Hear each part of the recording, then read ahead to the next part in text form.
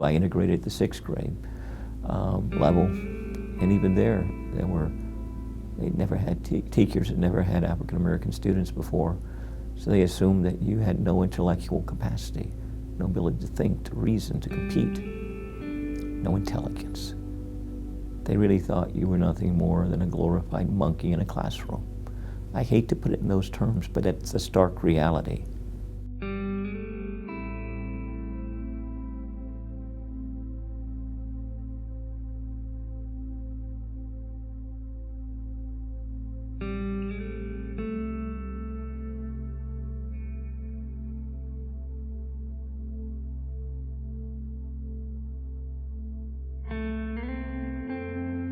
Desegregation was a long, drawn-out affair in North Carolina. It really is not until the late 60s and early 70s that the schools start to desegregate. One of the reasons for the slow progress of desegregation had to do with the initial reaction to Brown versus Board by North Carolina's white leaders. They were not interested in seeing the kind of disruption in the educational system or in society generally that was going on in the Deep South, where schools were being shut down, the National Guard was being brought in. Desegregation was inevitable, but they also thought that the best way for that to take place would be very slowly.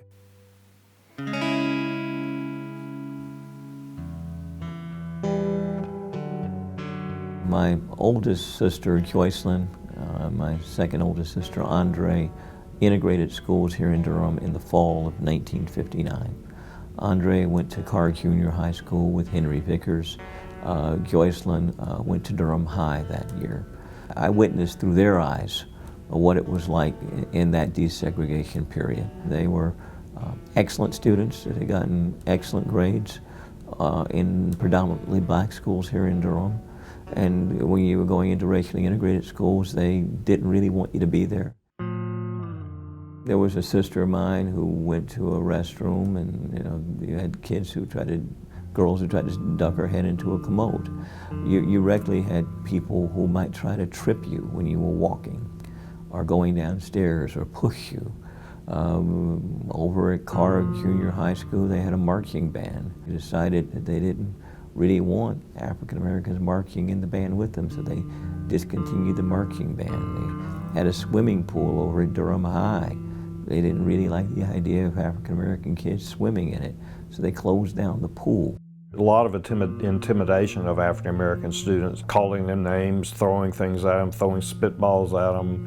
I think that was, from all the oral histories I've read and the people that I've talked to, that was a pretty standard process.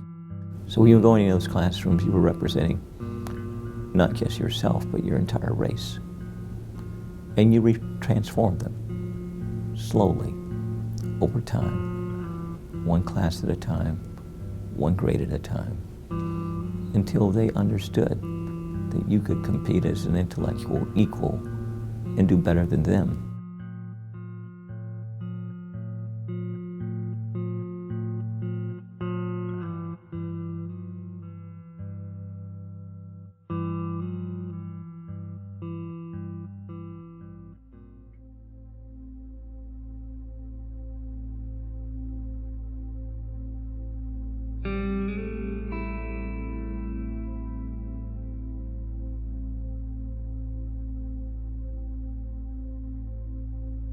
In hindsight, desegregation was probably somewhat of a mixed bag for the African American community. The black community lost a lot of its teachers and principals when they got reassigned to white schools. They didn't have the same kind of job status. I think a lot of people thought that something was lost in the process. The schools were a central center of the community in black communities, and the events, the pageants, the yearly activities were something that people participated in and gave them a lot of pride.